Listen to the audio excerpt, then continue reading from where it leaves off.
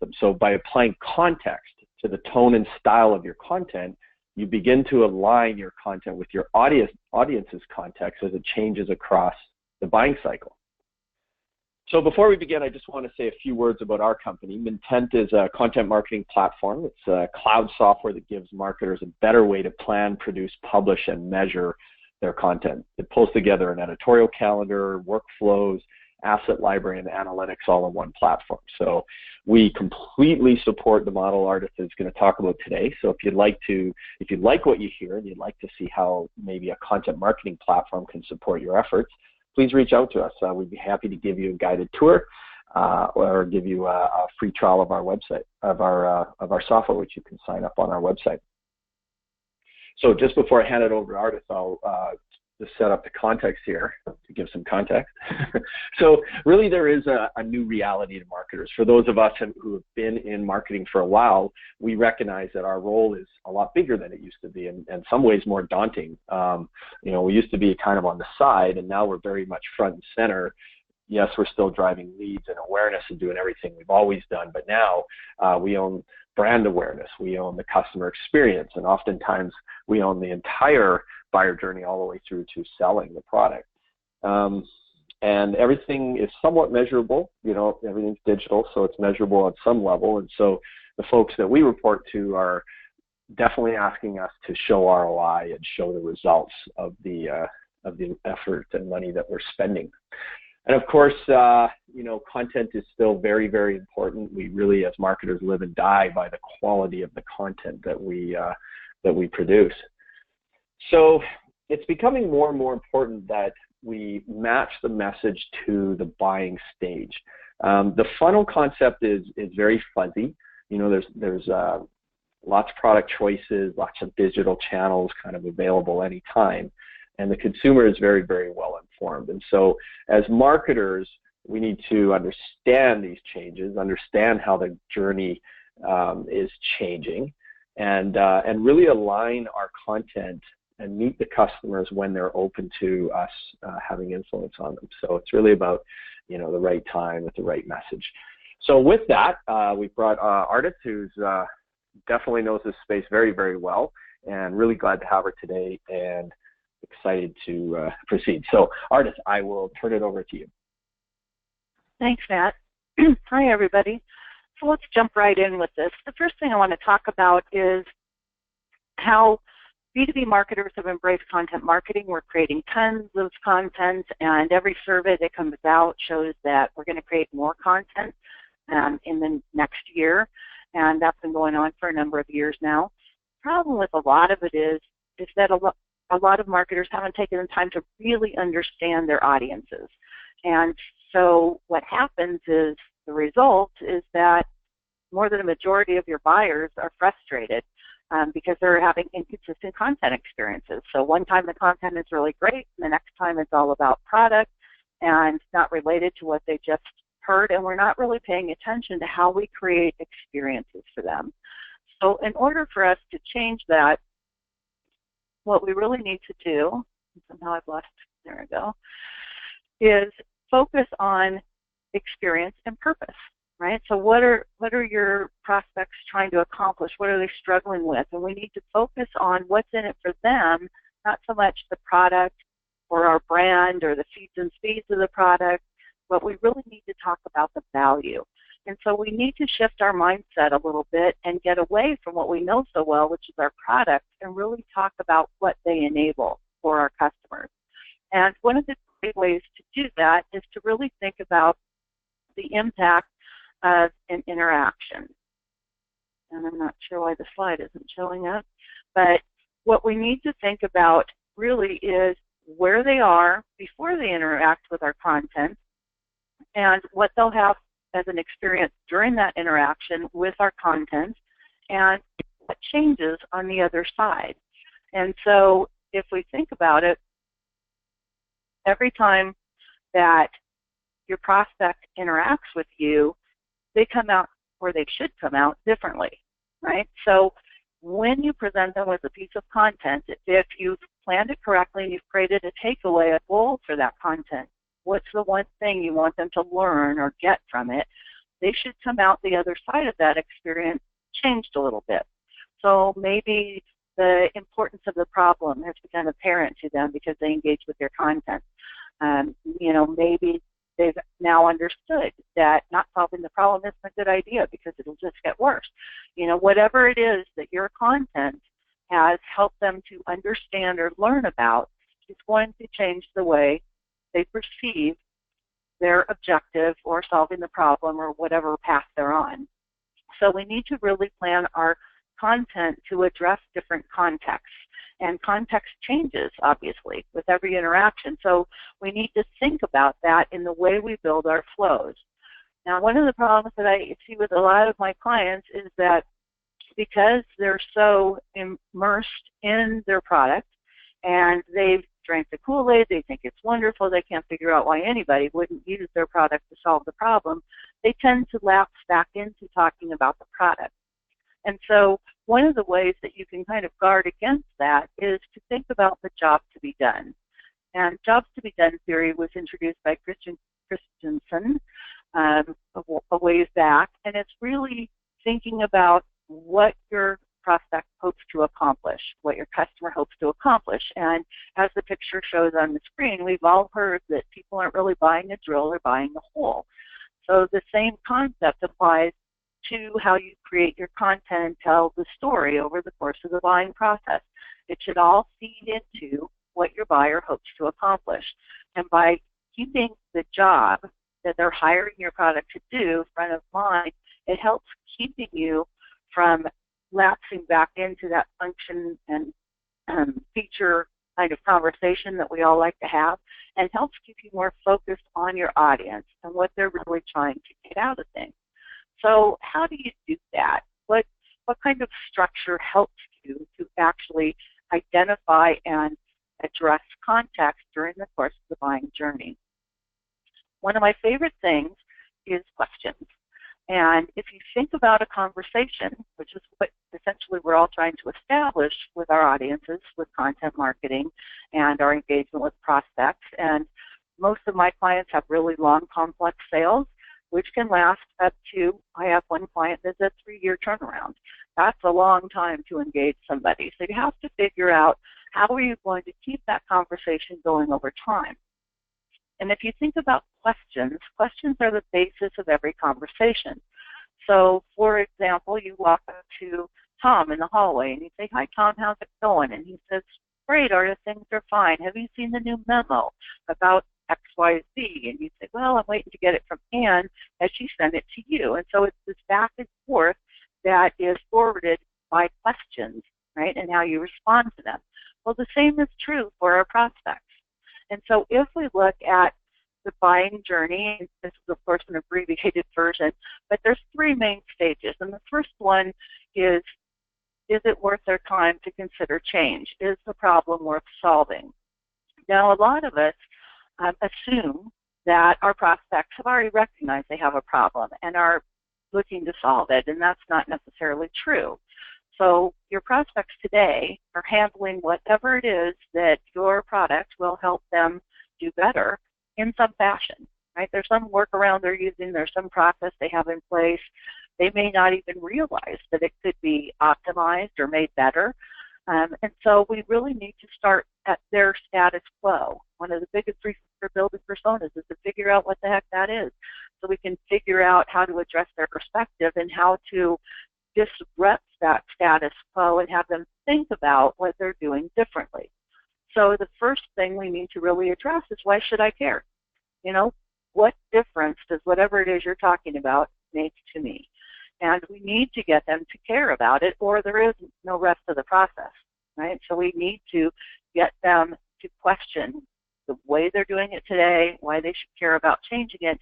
And once you get them to do that, and think about this kind of conversationally, like I just demonstrated, then they kind of say, well, okay, maybe we should care, but how bad could it be? What will happen if we actually do nothing, right? So then you're going to provide them with content that shows how bad the problem can get, what the cost of the company could be, how it could stunt their growth, whatever it is that could be affected, right? And then they're going to want to know, well, if we're going to solve this problem, are our competitors doing it? Do they think it's important enough? and then the thought process goes on, and really marketing is about change management. When we're doing B2B marketing for complex sales that involves more than one person making the decision, it's really about change management, right, and helping them see their way forward. And so some of the next things are going to be, do we have to buy it, or do we have the systems internally to build it? What's the trade-off there? Who needs to be involved? And once they kind of figure out that this is a problem worth solving, then they start preparing for change, right? And they say, well, how should we really go about solving it given our situation, our specific condition? What do we need to know? What are best practices? Those kinds of things. And then they start going, okay, wait a minute, because most buying is about risk mitigation, right? What could go wrong? Does it impact other departments? Is it where we're going to get pushback? Are we invading anybody else's turf? Is it going to require that we change another system to address this system? What are all those things? And they're really looking for a way to say no. They're looking for a reason to say, we don't need to change, we're fine the way we are. And so this is really about cementing the value they're going to get from doing this and helping them understand the way forward and how to mitigate the risk. And so then as you move on to the third phase where they're ready to embrace change, they got to figure out, how do we get everybody on board? How do we get everybody to sign off? Are there trade-offs we have to make? Who has to compromise? And finally, what does the future really look like? Can we really nail it down? Are we really going to get the value that we think we're going to get? And so, all of this needs to be addressed consistently. And the problem we have a lot of times is that we're worried about getting that next white paper out the door, and we think of things in more of a one-off fashion rather than a connected flow that helps them work through this change management process. And so we need to really map out, what does this look like? And the value of this really in the terms of context is, if you've answered the questions that your personas have, your prospects have, you can tell by what they interact with where they are in this journey and what things are important to them. They'll read some content, not all, but the content they do read will give you a clue.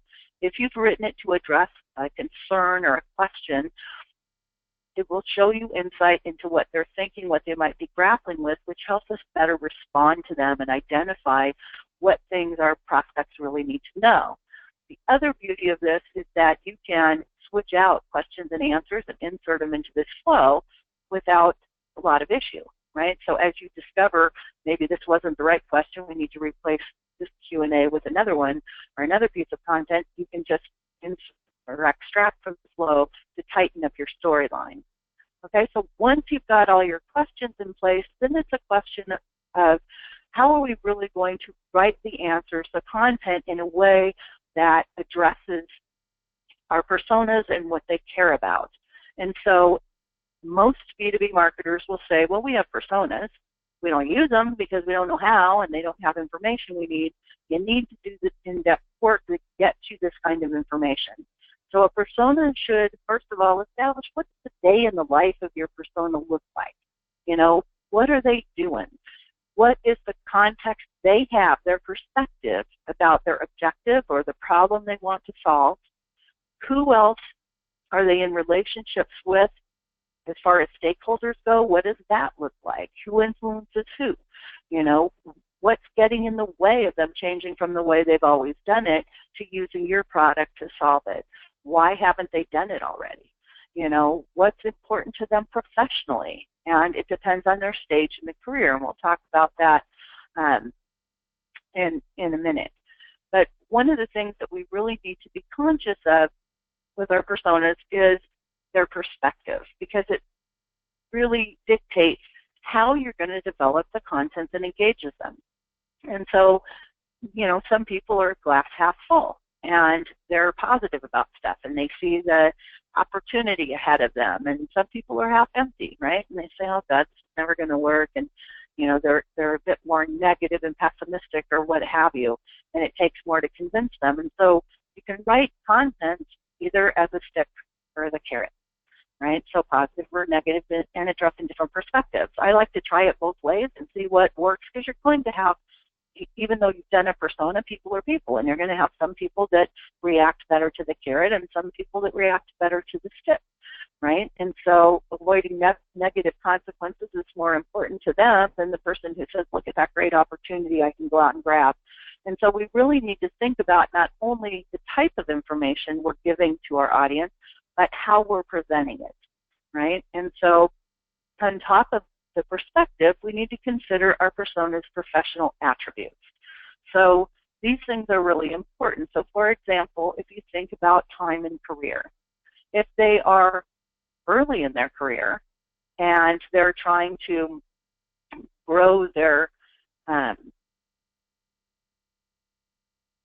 way up the ladder, climb their way up the ladder, then taking more of a mentorship approach where you're sharing expertise, helping them make them look good, helping them learn how to traverse things in their career and work their way through getting buy-in for solving a problem. That's one thing. If their time in career has been 25 years, then we need to elevate our content a little bit to be on that peer level with them and share expertise in that manner, peer-to-peer. So we need to think about that. Somebody who's been in their career for 20 years and they've been in the same industry and perhaps worked their way up through the same company, and you can see trends when you do persona research about these kinds of things, then they're going to know where all the bodies are buried. They're going to know how to get a deal done, right? Because they've probably done it before many times, maybe not for your solution, but for others, and they're going to know who they need to get involved, where the pitfalls could be, you know, who's going to maybe get in the way. And we also need to understand who influences them and what's important to them. Like, do they care about how their peers view them? And for a lot of personas that I've built anyways, when you get to that executive level, yes, they care very much. And it's plain if you look at their LinkedIn profiles, you know, and I usually review about 100 LinkedIn profiles for every persona I build, and you start to see the patterns, you start to see the kind of mindsets that are in these particular roles. And it helps you really nail down these different characteristics that will inform you about the kind of content you need to develop in order to get their attention. Next slide, please.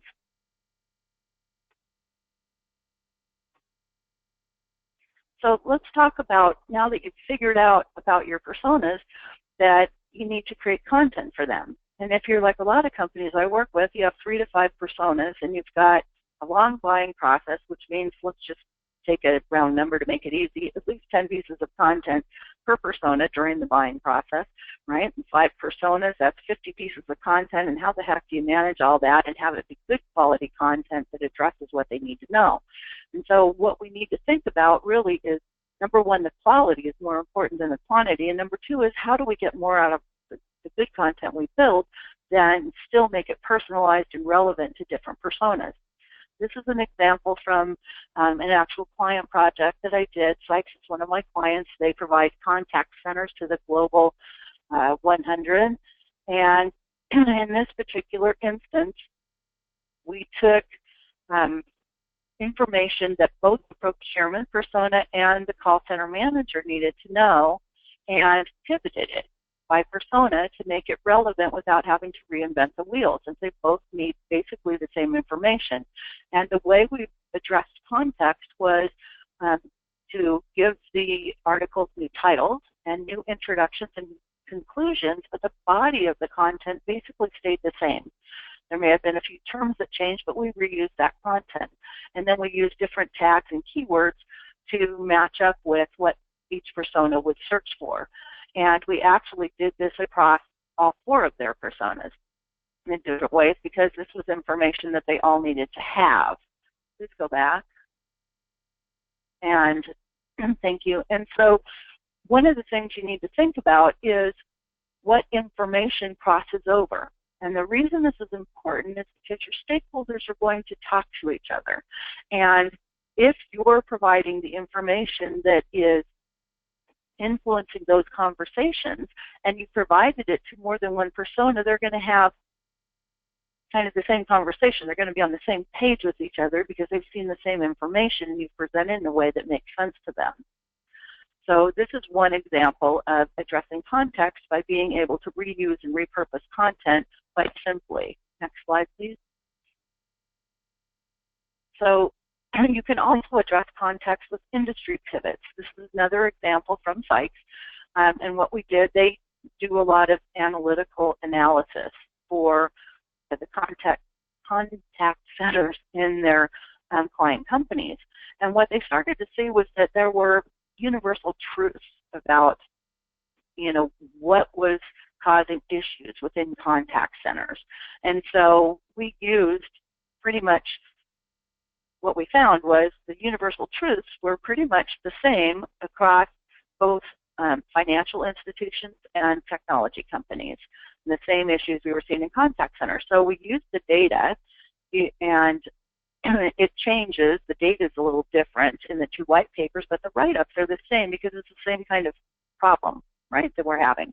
So basically all we had to do was switch out the data for financial institutions versus technology institutions. You can see there was one less issue with financial institutions, but we were able to use that same information basically to create industry relevant research reports that would help them evaluate issues that needed to be addressed within their contact centers. So another way to think about getting more use and traction out of the content that you're building, how to make it match context for either different industries, different personas, whatever that may be, but it takes looking at this information, and we actually planned for this. When we were evaluating what we were going to build here, we started looking across and said, well, how does it apply to other industries? And asking the questions, and we had a plan in place and discovered that because we were going to spin it out, we wrote it in a way where we could do that easily with just changing the data. Next slide, please. So those are a couple of ways that we can really think about content and how to create more quality content and kind of spin it for context instead of having to reinvent the wheel every time. So now what I want to talk about is how do we use that content effectively? And we need to start thinking about experiences, right? I call it engagement scenarios. And one of the things, and I mentioned it before, is that a lot of times we put content out there in kind of a one-off thing, and share it and think, okay, we've published our content. We'll share it on social networks. We'll publish it to the blog, but never do we connect all these things together. And so we need to start thinking about pathways, right? And how do we build this flow of engagement? And so in this example, look at scenario one. You have your prospect, and he happens to see a status update on LinkedIn, and it mentions a blog post, and the title and description are interesting to him, so he clicks through and he's taken to your blog, right? So now he's on your website, which is just where you want him to be. And he reads the blog post and he thinks, it's really interesting, and then he sees a C also that says, something like, hey, if you're interested in this topic, here's a white paper that really does a deep dive into the issue. And so he fills out the form, putting him in your database, and then he reads the white paper and thinks, this is really important, and shares it with his team. Well, because he's in your database now, he's gone into your nurture program. So in scenario two, he gets an email that takes him to an article, and he thinks these people really know what they're talking about, so he tweets it, shares it with his network, and then he sees a webinar where analysts are going to be talking about the subject, along with your company, and he signs up to attend the webinar and encourages his staff to do the same. We need to start thinking about how do things go together? How do we connect the dots? Content should never be a dead end. There should always be something else that leads them forward, that gives them an opportunity for further engagement with your company. Because otherwise, what you end up getting is what I call kind of drive-by views. They go out and they look at something, they read it, and go, okay, that was great, and there's nothing else for them to do, so they leave and they go on with their day and they forget about you, basically. They're not going to go out and spend their time hunting for stuff unless they really need it. So we have to make it easy for them. We have to set it up for them so that they know, what is next? What should they do now? So we need to make it stupid simple and think about how do we connect the dots, and distribution strategies have become a big topic in content marketing because we have to solve this problem. And by keeping them engaged with our content, we're able to get above that noise, right? Because we're taking away other things competing for their attention by showing them what to do next. Next slide, please. So one of the things that I was talking about just now is really addressing that what's next thing and thinking about it almost like, you know, the dominoes that fall into place. And one of the problems that we have as marketers is that we think about content marketing as short-term campaigns, right? We're going to do a white paper campaign, we're going to do an event campaign, whatever. And the problem with that is there's a start and stop date, right? And so, next slide, please. And so we set up what we want to accomplish, but we don't think about their whole process and how far we have to go. And as you can see here, we stop. And we say, okay, our campaign is done now. Let's move on to something else. And quite frankly, I think we do it because, well, we get bored, but on top of that, it's because our executives, our bosses, expect short-term results. The problem with that when you've got a longer sales cycle is you're not going to get that result. Because if it takes them 6 months or a year to work through how to solve the problem and get everybody on board, and you're running campaigns that last 6 weeks, where are you going to get them to? You know, and then the next campaign is on a different theme or a different subject, and they're sitting there going, wait a minute, hey, you know, I was engaged in this. I'm trying to solve this problem, and now you went away. So what are we doing? We're saying go find somebody else who's telling the story because we're done with that. Now we're on to this next thing. We have to stop doing that. So we need to really understand that short-term campaigns, when we're working in complex sales with longer sales cycles, do not work because we're stopping the momentum that we've generated in its tracks and saying, okay, we're done now. But they're not done. So we need to really rethink that. And what does it take to keep them engaged across the entirety of that buying process and to get other people pulled into it, right? Next slide, please. So what I want to talk to you now is this idea about binging. And if you're like me, you've been out on Netflix and watched a whole season of something in, you know, a Saturday or what have you. And binging has become the new thing, the new way to really ingest a lot of content once you have that interest spike. And there are several examples about this. For one, a friend of mine who's a VP of marketing at a tech company was able to determine that when a lot of people from a particular account started showing up on the website and engaging with a bunch of their content, it was almost like clockwork that they could predict they'd be in a sales conversation within 30 days. And it got to the point where it was so accurate when they saw these patterns of behavior happen that they could actually do sales forecasting against it.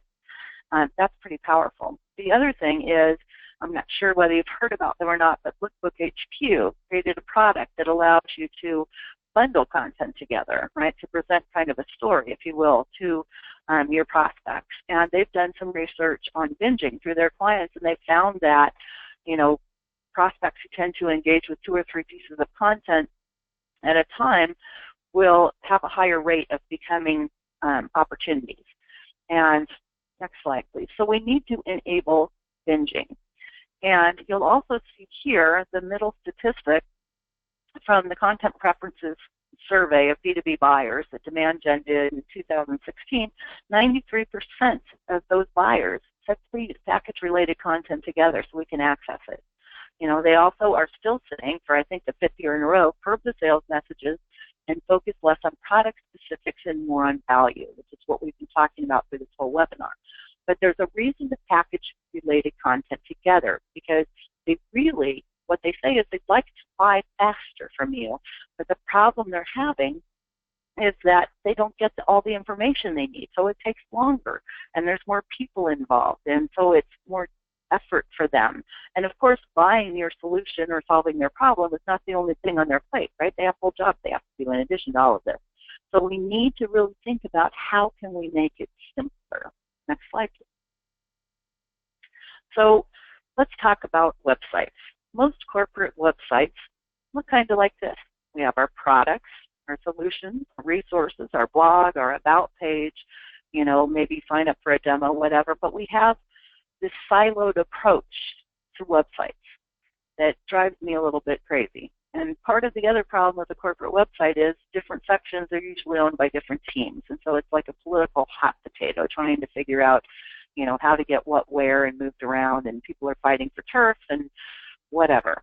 But the problem is that when we present our websites in this fashion, we're expecting our audiences to come out and piece together their own story.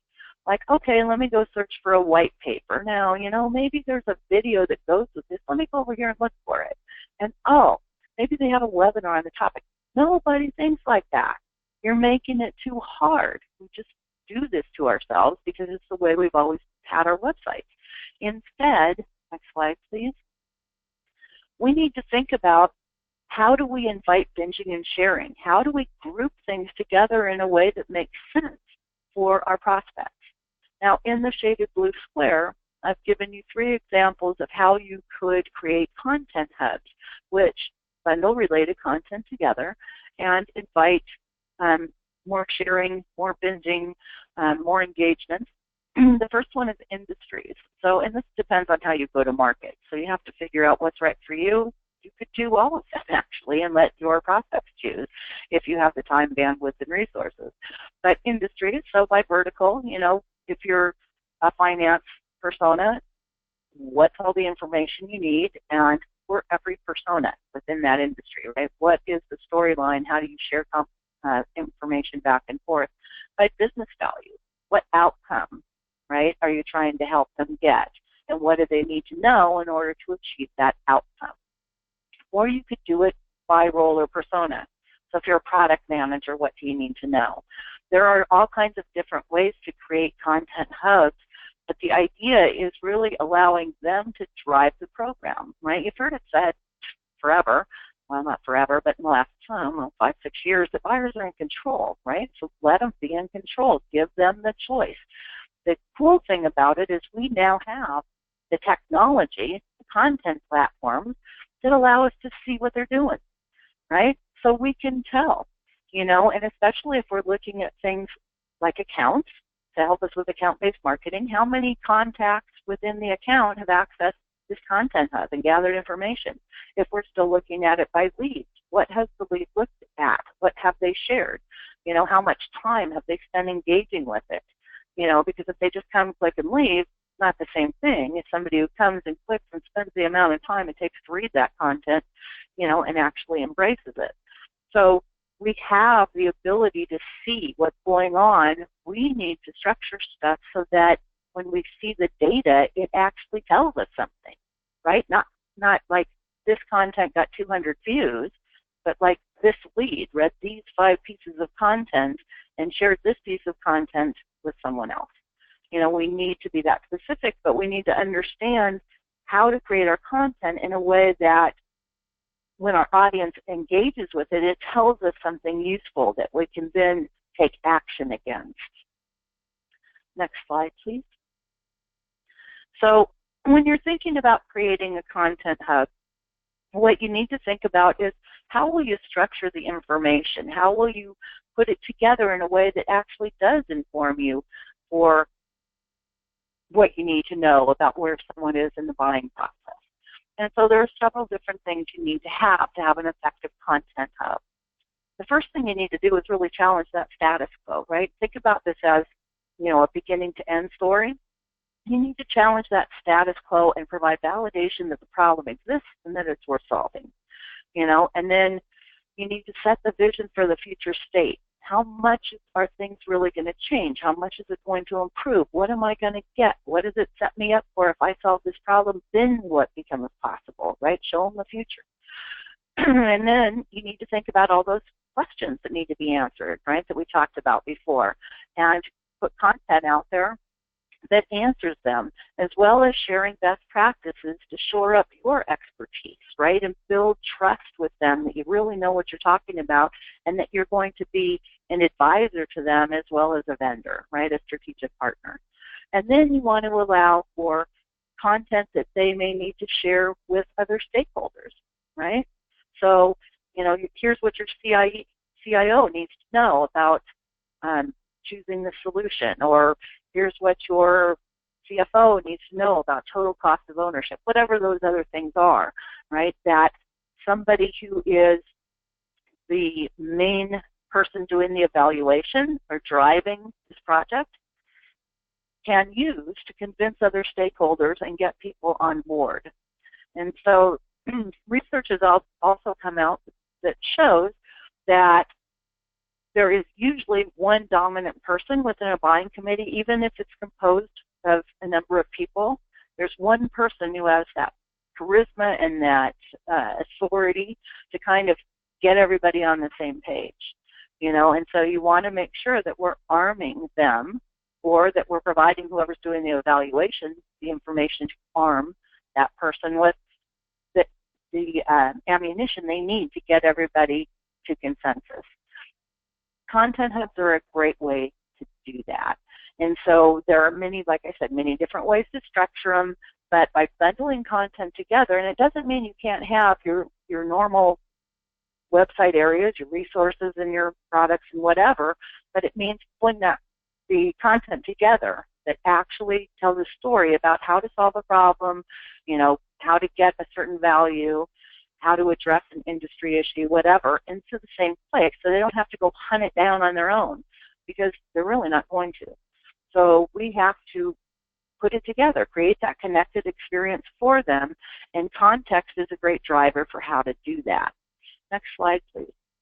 So what we really need to think about, as I've mentioned, is that we need to be able to infer meaning from content, the way it's accessed, the patterns of behavior of your different prospects, and by answering questions and bundling content together, so you can see how they interact with it across the story, it can tell you a whole lot of different things, where they are in the buying process, what they're really struggling with.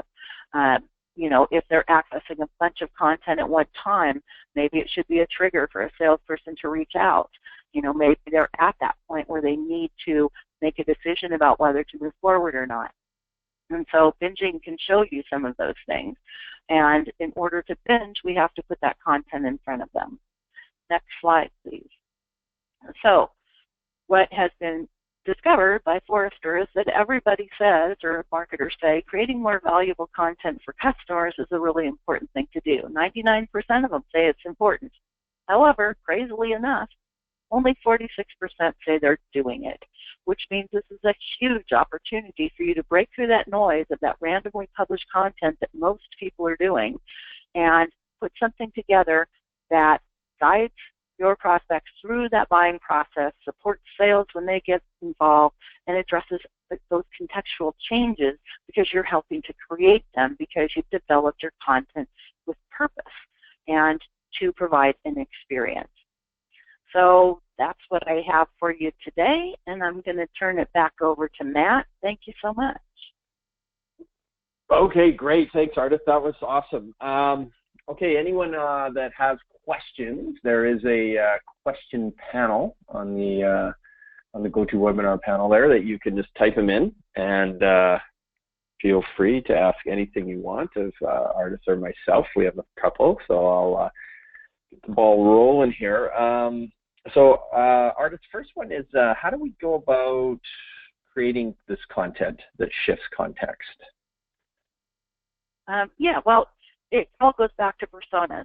And if we don't know our audiences, it's really hard to create content based on context, because that's dependent on the prospect or the person. And so really it's about developing content with an eye to what you want them to take away after they've read the content, based on knowing what they need or where they are in relation to the problem.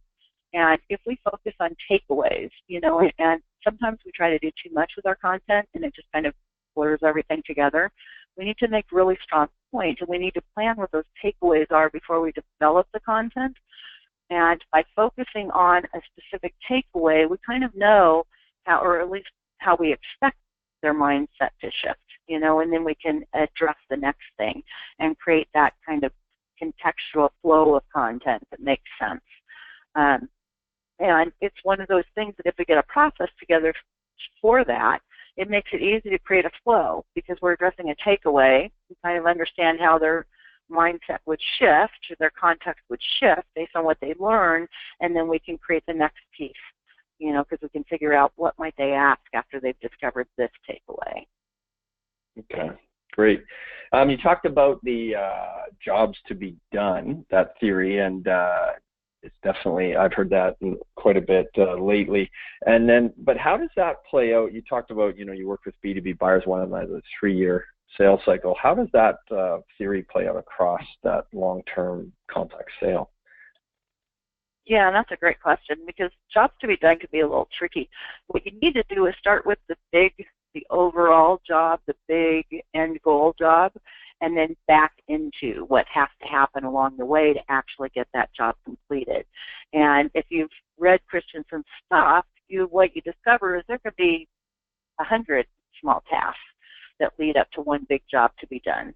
And so it's really about kind of re-engineering it, starting from the end and working backwards to say, okay, what are all the pieces that go together that result in this job being done?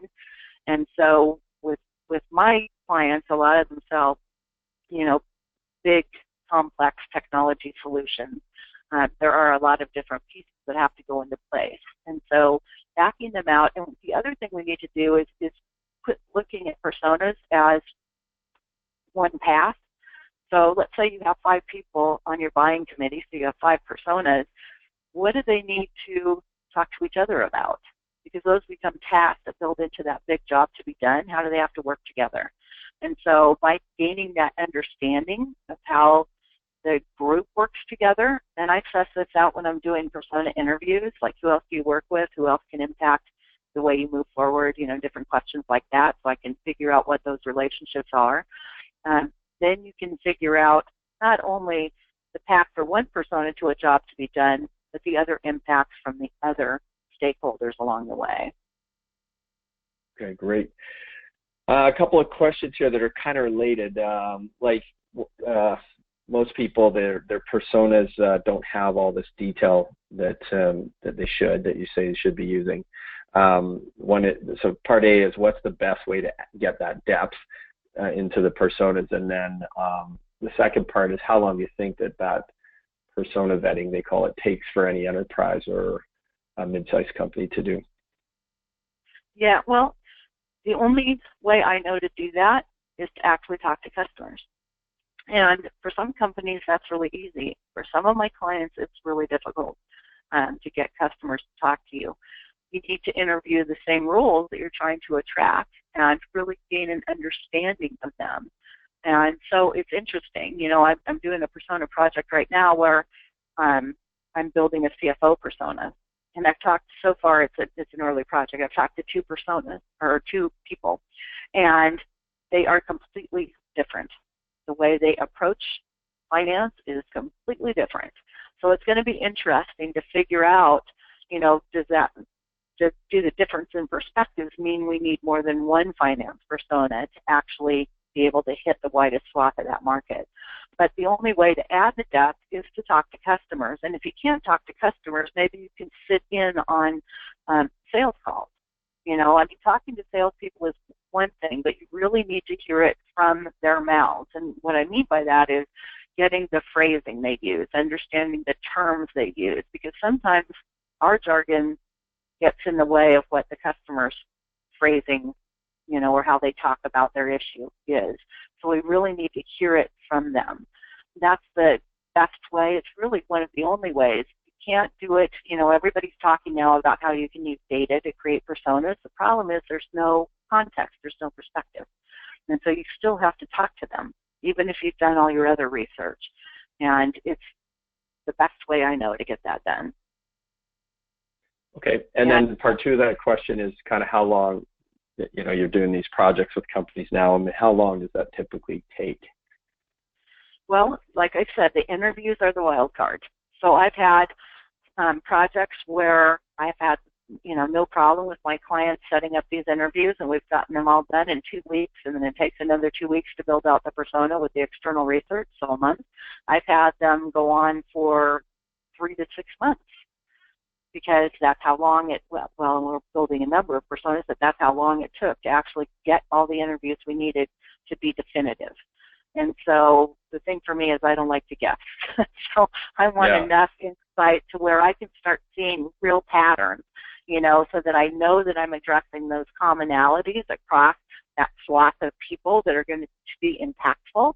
Otherwise, I'm just creating a persona based on, what Harry told me about the meeting he had with Sam the other day.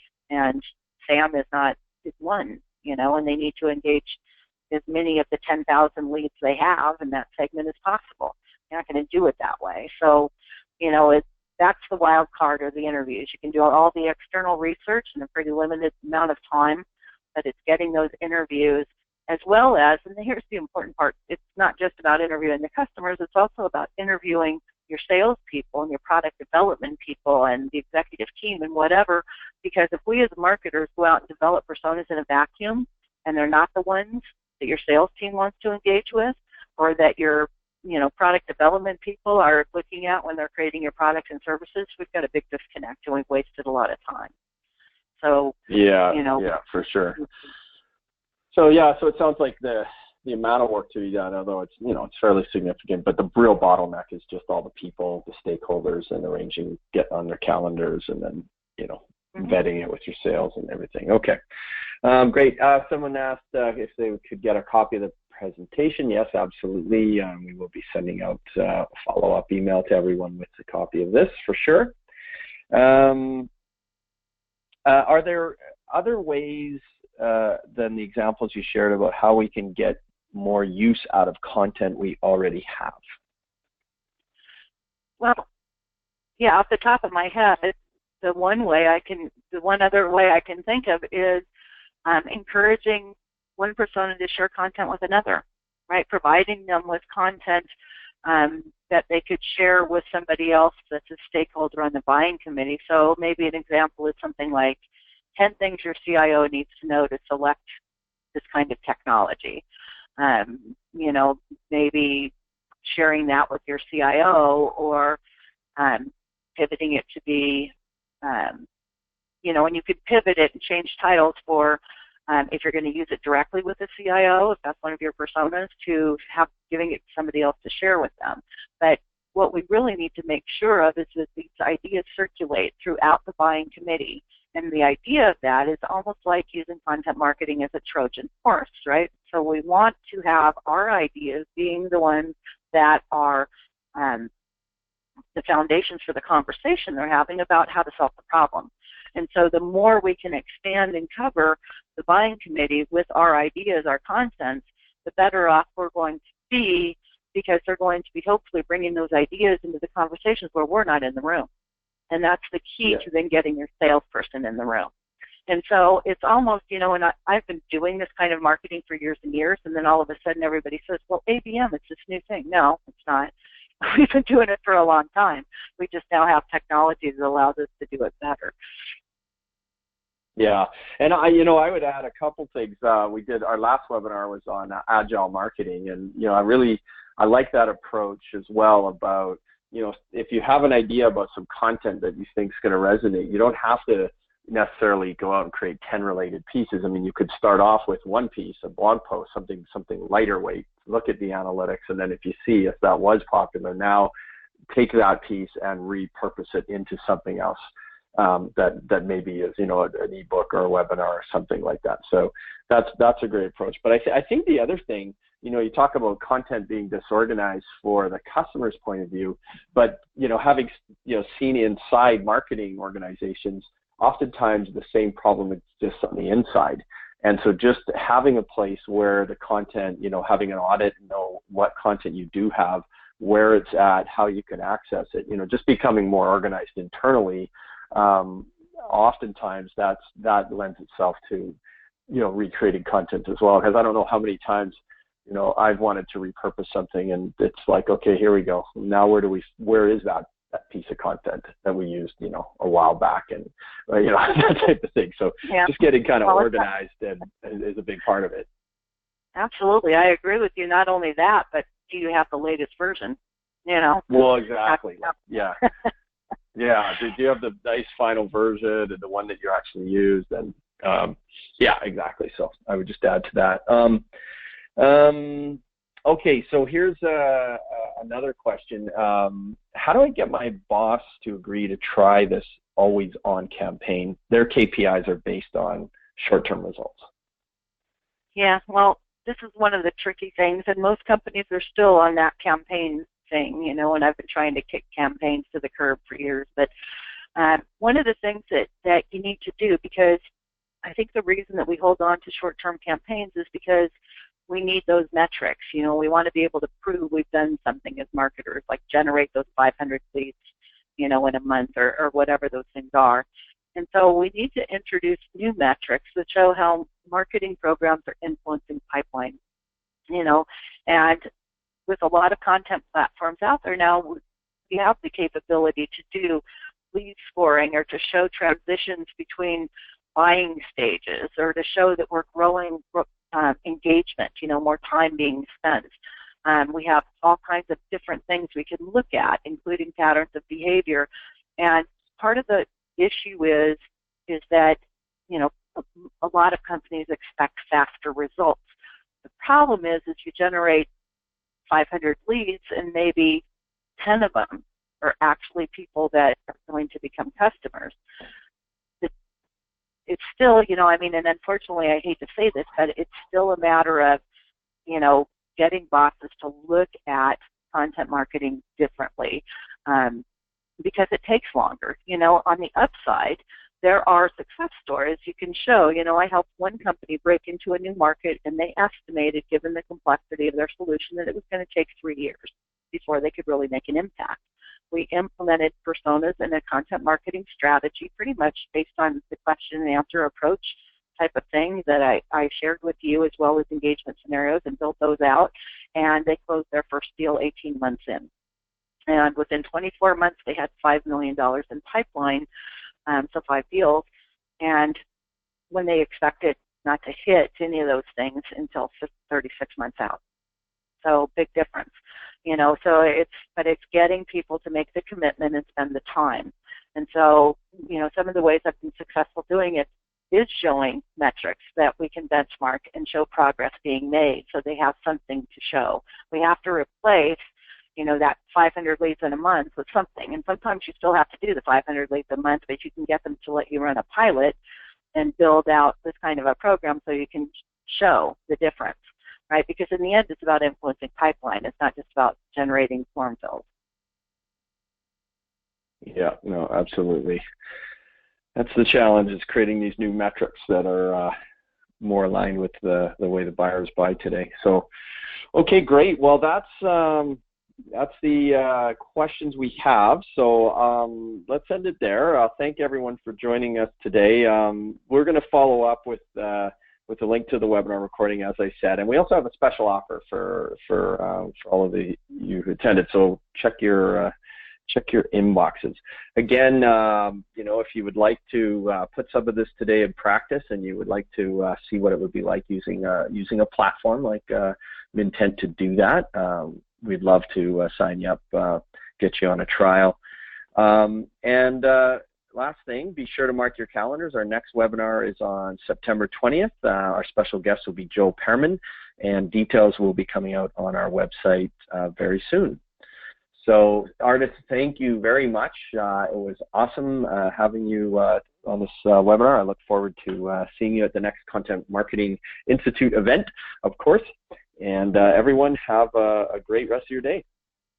Yeah, thank you. It was a pleasure.